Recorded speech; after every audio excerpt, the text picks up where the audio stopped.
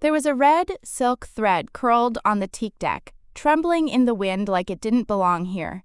It clung to a drop of champagne, as if afraid to fall into the sea. Around it, the party swirled, expensive laughter, the reflection of sunset in sequined gowns, the smell of bergamot and ocean. But that thread, thin and out of place, held me. I shouldn't have been on the upper deck. My pass only reached the galley, the crew quarters, maybe the service corridor behind the kitchen. But the bride's brother had spilled his espresso, and I was called to wipe it with my silence. That's when I saw him, NNNOT, the tuxedo. Not the ring, not the fiancé laughing 2 feet away, NNBUT, the way his hand tightened on the glass when our eyes caught. A pause, a mistake, a fold in the moment. NNHE looked away like he hadn't. NNBUT, I had already inhaled something I wasn't meant to touch. NNTHAT thread, it was the only real thing here. And somehow, I'd stepped on it barefoot. They told me not to look anyone in the eye. Service girls shouldn't look like they think. We move like reflections. Present, but untouchable. I learned to wear my face like linen. Folded, clean, invisible. But heat doesn't obey rules. It slipped down my spine, soaked into the band of my skirt, made the tray in my hands a kind of gravity. I moved through the crowd with that awareness in my skin. The heat of Monaco dusk, the glimmer of skin on collarbones, the way light melted on gold cuffs. He stood with 3 others, all variations of expensive posture. But I knew his back before I recognized his face. The tension between his shoulder blades like he was bracing against something no one could see. Maybe that's how I recognized him. Not from magazines or whispered names, but from the silence his body made in a room that was too loud. I didn't look, but I saw. When I passed close, the ice in the glasses bit my wrist. He didn't speak. His jaw shifted, once. And still, the glass left his fingers when I reached. That's how I knew he was watching. You don't release what you don't trust. Later, I was sent to the lower deck. Some spilled perfume, a broken earring, an urgent call for towels. The kind of emergencies that exist only where nothing is allowed to be real. I moved like I was trained to. 1 step behind, no eye contact, no scent, no presence. But as I passed the mirrored corridor, I saw him again. Alone this time, a hand resting on the rail. His eyes not on the sea, but on something in himself. The corridor twisted the reflection. He looked like someone waiting for the world to end, but quietly, as if it wouldn't matter. I should have kept walking. Instead, I blinked. In that breath, he turned. Our eyes caught. Not collided. Caught, like threads, like something small had torn. No expression, but his fingers left the rail. I felt that, not saw it. And I moved again, past the linen cart, through the scent of citrus and salt, until the door closed behind me and the corridor was a memory stitched into the back of my neck. NNTHAT night. My bunk felt too narrow. Monaco outside was velvet and neon, the sea licking the rocks like a secret. I could still feel the imprint of his ringed hand on the glass. My shift was over, but my breath hadn't ended with it. I lay there, eyes open, the ceiling 6 inches from my face, and wondered why my chest ached like I'd swallowed something still moving. There was no story, no words exchanged, no touch.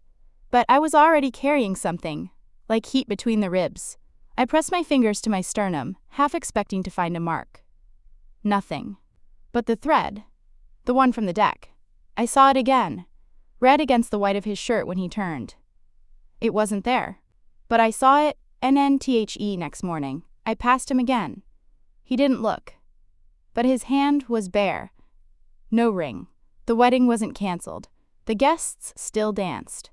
But the absence of that band burned louder than any announcement. My heart knew something I wasn't allowed to say. Monaco doesn't sweat, it glistens. That's the lie. Even when the heat becomes unbearable, the illusion holds. Linen stays crisp, smiles stay frozen, desire stays quiet. But that morning, when I descended to the guest suites with a tray of apricot halves and silver tongs, something in the air cracked. The silence wasn't clean anymore. It buzzed. His door was ajar. Not wide enough to be open, not tight enough to be shut. A fault line. I passed it without pausing, but I felt the weight shift in my body, as if my spine wanted to glance back. I didn't. I counted steps to the elevator. But the reflection on the glass showed me a shadow. His leaning into the space behind the door. Watching NNHE was everywhere that day. Not in movement, in presence. The backs of my arms burned, not from the sun, but from knowing his gaze was somewhere close. He didn't speak. Not a single word. But he let the silence between us stretch like fabric. Tight, warm, unbearable. During the garden reception, I caught sight of him from the side, seated, suit open, shirt undone at the collar. A woman touched his wrist. He didn't flinch, didn't pull away. But I saw it. The way his fingers curled inward, subtly, as if resisting. That small betrayal of ease. That's when I realized he wasn't untouchable. He was pretending.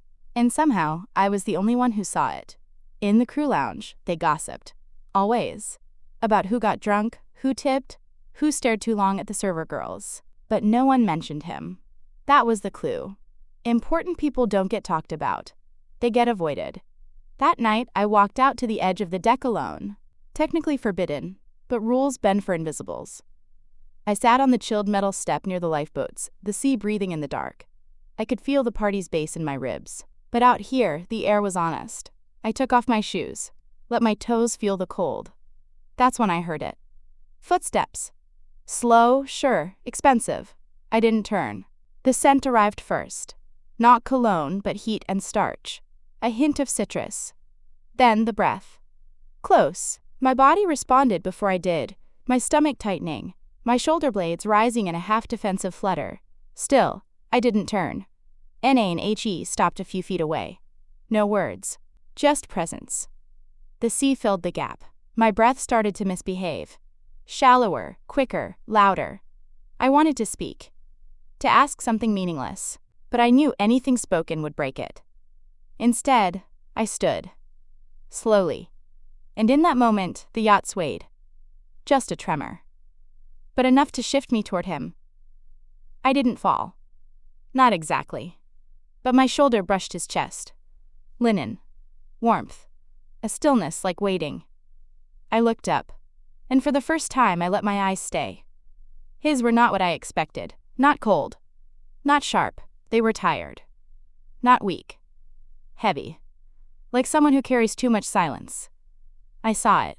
I think he saw me see it. Then, he stepped back. Just half a step. Enough to break the current. I nodded once.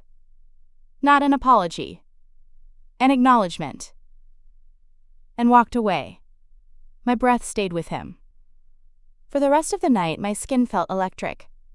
As if my body had become a wire, and he was still somewhere in the circuit. The next morning, I woke too early. My skin still hummed with the phantom of his breath, like the air hadn't quite exhaled. I showered in silence, letting the cold water rinse everything but the memory. The uniform felt tighter, heavier, as if it remembered too. When I stepped onto the lower deck, sunlight struck the polished railings with too much precision.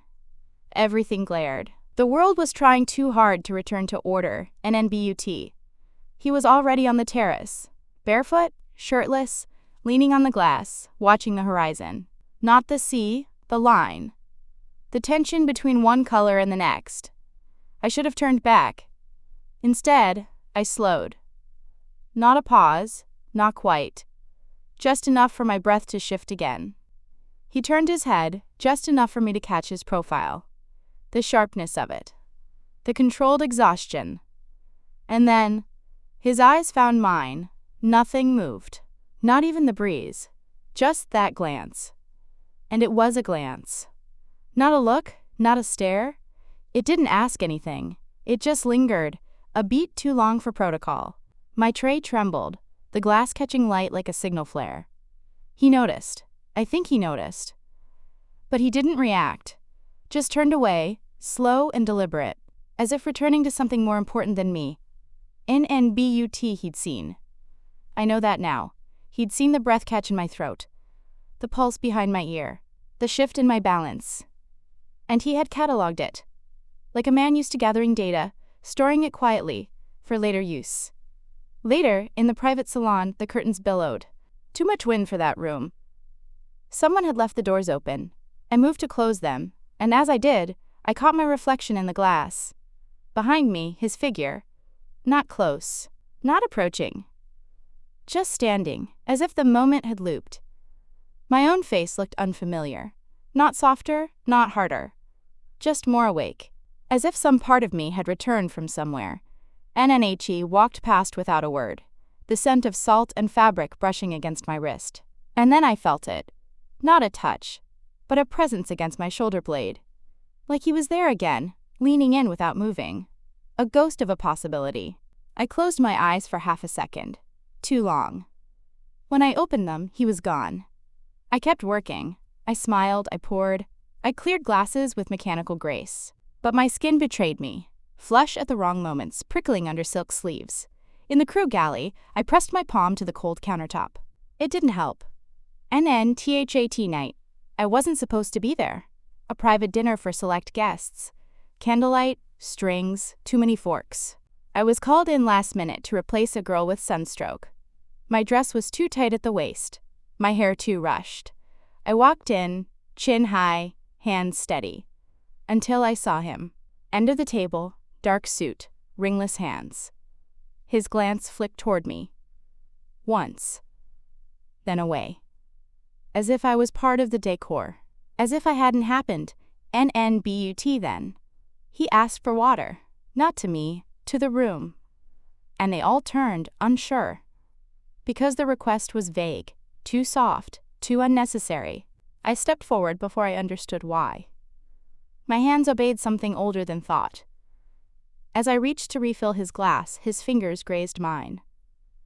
Barely. But it was enough. Enough to tilt my pulse into something wild and irrational. NNHE didn't look up. Not until I stepped back. And then, with the faintest pause, he said thank you. Soft. Precise. Not for the water. For the pause. For the proximity. For something unspoken. Rest of the night passed like water over skin. It touched me, but didn't stay. I don't remember the music. Only the reflection of candlelight in the glass he held, the one I touched. I returned to my cabin barefoot, holding my shoes in one hand, as if I'd been somewhere else entirely. And maybe I had. Maybe, without moving, I'd crossed into a room that didn't exist on the yacht's blueprint. The storm didn't come. The sky stayed clear, almost cruel in its perfection. The wedding was that afternoon. White orchids, mirrored aisle, strings rehearsing near the helipad. I wasn't assigned to the ceremony.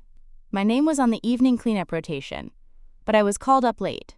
Again, a tray of chilled white wine, another server missing. I told myself it was coincidence, that I was convenient, that I was invisible in the right way. NNHE stood beside the minister, expression neutral, shoulders perfect. The bride approached, veiled, glowing like she belonged to a different element. But I watched him, not out of curiosity, out of instinct. He didn't look at her, not properly, not the way people look when time stops. His jaw shifted slightly, a muscle in his temple flickered, and when their hands met, I felt it. Not heat, but temperature dropping. Like a room losing oxygen, I almost dropped the tray. The stem of the flute cut into my finger, sharp, cold. No blood, just sting. I held my breath longer than I should have. NTHE ceremony ended in applause, laughter, clinks of glass. Her ring flashed in the light like warning. He kissed her, properly, politely. I left before the music started. Later, I found myself in the engine room corridor, where no guest would wander. I leaned against the wall, forehead against cool metal, pulse pounding in my knees. My body didn't know how to forget. I could still feel the proximity of him, the way his silence wrapped around me. I remembered the first night, the silk thread on the deck, how it had curled toward me like something sentient. And I thought, maybe some things find you no matter how careful you are. NNHE came to the lower deck again that night. No entourage, no sound. Just his shadow across the floor, long and certain. I was alone in the laundry unit, folding towels, folding again. He didn't speak. But I knew. I knew before I turned. He leaned on the doorframe. Not inside, just there, watching me fold a white towel as if it mattered. My hands moved like they belonged to someone else. I shouldn't be here, I thought. Not allowed. Not even to him. But something in my breath admitted it. He stepped inside. NNWE didn't move. And I remember the hum of the machines. The smell of linen. My skin tightening under the fabric of my uniform. His eyes didn't scan. They stayed. One point. My throat. Or maybe my shoulder. I never knew. But I felt the focus. Like heat on glass and then a step. Deliberate. My fingers stilled. His hand didn't reach. But the space between us changed. He exhaled, and I swore the room bent toward him. That breath was a decision. NNHE turned away. NNG1. No sound. Just absence. Nye touched the towel. It was still warm. NNTHE next morning. I woke with the taste of static in my mouth. Nothing had happened. Everything had. My body wouldn't let me forget. I carried the air of that room with me, down the corridor, onto the deck. The sun felt too close to my skin, the sea too loud. The guests laughed again, drank again, moved in their perfect loops. But my rhythm had shifted. And I knew there was no return. I saw him once that afternoon, alone, barefoot again, staring at the sea with the look of someone choosing not to jump. He didn't see me. Or maybe he did. But this time, I didn't pause. I walked past, and for the first time, I felt power in my step. And I could leave. And I wouldn't. Not yet. NNBUT I could. And somehow, that mattered. The wedding was over. The guests, flushed with champagne and sun, began to vanish into departure patterns. Private jets, black cars, island ferries. The ship was quiet again, quieter than it had ever been. Still dressed for luxury, but shedding performance. I stayed, requested extra shifts, said I needed the money. Truth, I couldn't move. Not yet. Not when something in my chest still hummed with unfinished electricity. NNHE didn't leave. NNHI's bride did. Early flight, vague emergency. I saw her from the upper railing. No one waved. The yacht shrank around her absence, like fabric returning to its shape. I stayed silent. I dusted railings that didn't need dusting, wiped crystal with overcareful precision. Pretended not to notice he hadn't looked for me. Until he did. It was dusk when I found the folded note in the laundry room. Plain paper, no name, just a location. Coordinates scrawled like a mistake. But I understood. The cove was private, off route. I didn't ask how he expected I'd get there. My hands were already shaking. NNI stole the tender. NNN01 stopped me. Maybe they saw. Maybe they didn't. The water was darker than usual, glassy and deep. I drove like I'd done it for years. Wind cutting my cheeks, salt burning in the corners of my eyes. When the shore appeared, hidden between cliffs, I knew it was real, or about to be. NNHE stood by the rocks, shirtless, barefoot again, like the first night. But his posture had changed. He looked lighter. Or broken.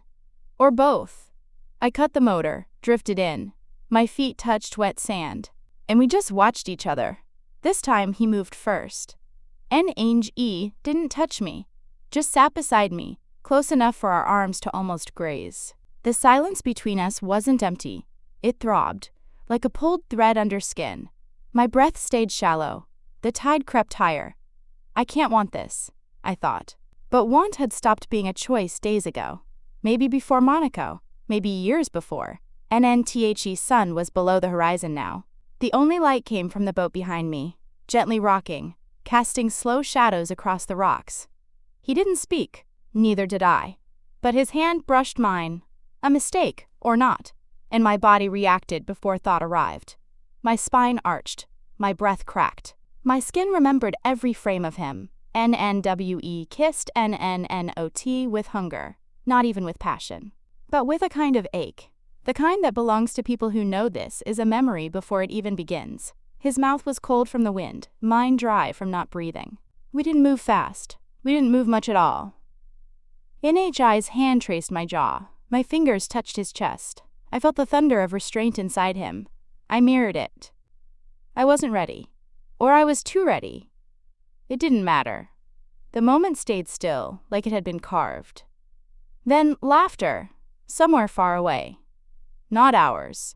NWE pulled back, breathless. Not from effort, but from all that hadn't happened. His eyes held mine, for once, without control. And I saw him. Not the man. The fracture. The absence. The wish. I'm not who you think, I almost said. But he already knew. Or maybe that's why he'd chosen me. We carried the same shape of silence. An NTHE tide had reached our knees. An NHE stood. Reached for my hand. I let him. Our fingers curled together like they had always belonged there. But he didn't lead. He didn't demand. He just held. And for a moment, in the middle of nowhere, with no names, no guests, no vows, I forgot the shape of my own life. I belonged to the warmth of that skin, the salt on our lips, the promise of a shore with no return. And NWE didn't speak. There was nothing to say, just salt, breath, and the knowledge that nothing would be the same.